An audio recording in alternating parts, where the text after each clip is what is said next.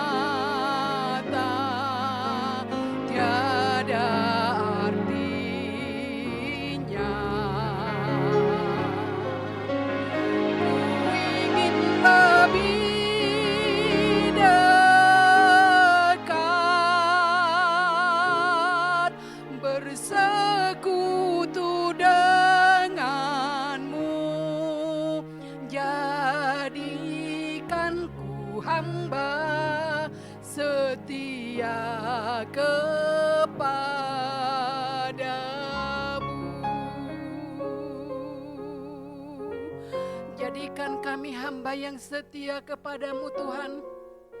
Jadikan kami hamba yang taat kepadamu Yesus. Terima kasih Tuhan. Terima kasih Yesus. Kami memuji kebesaran-Mu Tuhan. Terima kasih Tuhan Yesus. Terima kasih Bapa. Kami mau mendengar sebagian dari firman-Mu Tuhan. Mari Tuhan berbicaralah Engkau Tuhan bagi setiap hati kami ya Tuhan. Supaya kami lebih lagi mengasihi Tuhan, lebih lagi mengenal akan Engkau ya Tuhan. Terima kasih Tuhan buat firman-Mu pagi hari ini ya Tuhan.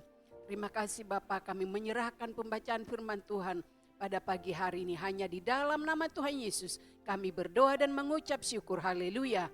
Amin. Shalom Bapak Ibu Saudara-saudari, kita berjumpa pada renungan hari Sabtu tanggal 11 Februari 2023. Tema renungan pada hari ini adalah hukum Allah yang baru. Saya harap Bapak Ibu Saudara-saudari sudah membacanya terlebih dahulu dalam kitab Keluaran pasal yang ke-33 sampai ke-35. Saya akan bacakan dalam Keluaran 33 ayat yang ke-17. Berfirmanlah Tuhan kepada Musa, Juga hal yang telah kau katakan ini akan kulakukan, karena engkau telah mendapat kasih karunia di hadapanku, dan aku mengenal engkau. Hukum-hukum Allah dirancang untuk membawa berkat bagi manusia. Hukum Allah menentukan tingkah laku atau sikap yang menghasilkan kedamaian, ketertiban, keamanan, respek, sopan santun, dan kesejahteraan. Dalam kitab Ulangan pasal yang keempat ayat 5 sampai yang ketujuh mengatakan bahwa orang yang mentaati hukum dan ketetapan-ketetapan Tuhan, orang yang melakukan peraturan Allah dengan setia, akan menjadi orang yang bijaksana dan berakal budi. Jadi, hukum-hukum Allah bukanlah suatu beban, seperti yang dikatakan beberapa orang, tetapi merupakan suatu berkat. Hukum-hukum Allah adalah berkat. Hukum-hukum Allah adalah hidup kedamaian. Hukum terdiri dari segala sesuatu dalam Alkitab dalam bentuk perintah dan pelanggaran. Allah memberikan hukum kepada umatnya Israel melalui Musa. 10 hukum Allah adalah ringkasan hukum Allah. Akan tetapi, kita harus ingat masih ada ratusan peraturan-peraturan dan perintah yang lain yang mengatur kehidupan moral, rohani, agama, dan sosial umat Allah, yaitu Israel. Dan kemudian hukum-hukum tersebut disempurnakan Kristus untuk keselamatan dan kehidupan rohani saat ini. Perintah-perintah dan hukum moral tersebut dapat diterapkan dalam semua zaman, termasuk kita sekarang. Ada 3 kegunaan hukum. Yang pertama itu untuk mengatur, menegakkan, mempertahankan, dan memelihara tata tertib atau ketentraman sosial maupun masyarakat. Yang kedua sebagai guru untuk menuntun orang berdosa kepada Tuhan. Dan yang ketiga, hukum merupakan peraturan moral kehidupan Kristen kita. Hukum Allah merupakan norma etis dan penuntun tingkah laku umat Kristen.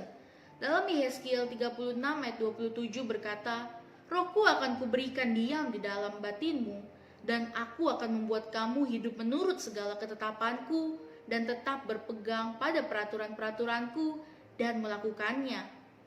Mazmur 1 menyatakan betapa berbahagianya orang-orang yang tidak berjalan menurut nasihat orang fasik, tetapi kesukaannya adalah Taurat Tuhan dan merenungkan hukum Tuhan itu siang dan malam. Rasul Paulus pun menyatakan di dalam Roma 7 ayat 22, "Sebab di dalam batinku aku suka akan hukum Allah." Rasul Paulus meringkaskan hukum Taurat, kewajiban moral kita, dengan satu kata yaitu kasih. Kasih adalah kegenapan dan penggenapan hukum Taurat dalam Roma 13 ayat 8 sampai 10. Kita memerlukan hukum Allah agar kita bisa memahami kehendak Allah, agar kita bisa memahami jalan pikiran Allah, agar kita sadar akan dosa-dosa dan kelemahan kita, agar kita berjalan, berpikir, dan bertindak dengan benar, agar kita diberkati Allah dan memberkati keluarga dan masyarakat tempat kita hidup. Dikatakan dalam kitab Galatia 6 ayat 2, "Bertolong-tolonglah menanggung bebanmu, demikianlah kamu memenuhi hukum Kristus." Apa sebenarnya hukum Kristus itu? Dan bagaimana dapat dipenuhi dengan cara menanggung beban sesama kita? Walaupun hukum Kristus juga dikutip dalam 1 Korintus 9 ayat 21, Alkitab tidak menjelaskan secara mendetail apa yang terkandung dalam hukum Kristus. Akan tetapi, seperti kita ketahui bahwa hukum Kristus sebagai kedua perintah agung yang ia ungkapkan dalam Markus 12 ayat 28 sampai 31, yaitu hukum manakah yang paling utama?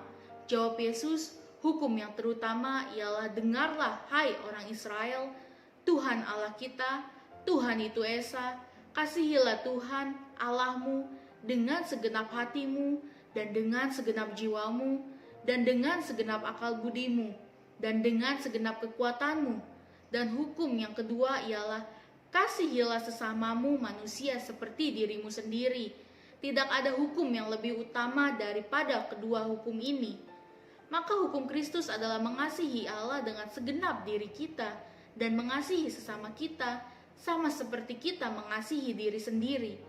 Di dalam Mazmur 12 ayat 32 sampai 33, ahli Taurat yang menanyakan Yesus menjawab dengan berkata, "Tepat sekali guru, benar katamu itu, bahwa dia Esa dan bahwa tidak ada yang lain kecuali Dia, memang mengasihi Dia dengan segenap hati dan dengan segenap pengertian dan dengan segenap kekuatan, dan juga mengasihi sesama manusia seperti diri sendiri adalah jauh lebih utama daripada semua korban bakaran dan korban sembelihan.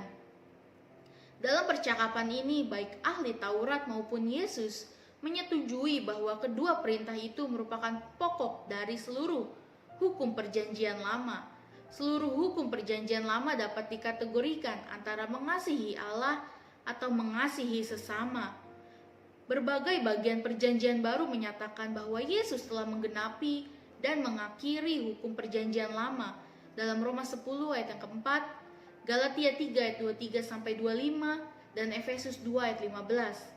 Sebagaimana gantinya umat Kristen harus mentaati hukum Kristus, umat Kristen hanya perlu berfokus mengasihi Allah dan mengasihi orang lain.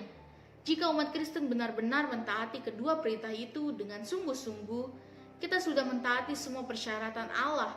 Dalam 1 Yohanes 4 ayat 7-8 mengajar, "Saudara-saudaraku yang kekasih, marilah kita saling mengasihi, sebab kasih itu berasal dari Allah. Dan setiap orang yang mengasihi, lahir dari Allah dan mengenal Allah. Barang siapa tidak mengasihi, ia tidak mengenal Allah, sebab Allah adalah kasih." Peringatan ini dilanjutkan dalam 1 Yohanes 5 ayat 3, "Sebab inilah kasih kepada Allah, yaitu bahwa kita menuruti perintah-perintahnya. Perintah-perintahnya itu tidak berat." Amin. Mari Bapak Ibu kita sama-sama berdoa. Terima kasih Tuhan Yesus untuk renungan pada hari ini. Kami boleh diajar lagi Tuhan, sebagaimana kami menuruti perintah-perintah Engkau Tuhan, hukum Engkau Tuhan. Bagaimana kita mengasihi sesama kita, mengasihi Engkau Tuhan, seperti kita mengasihi diri kita sendiri.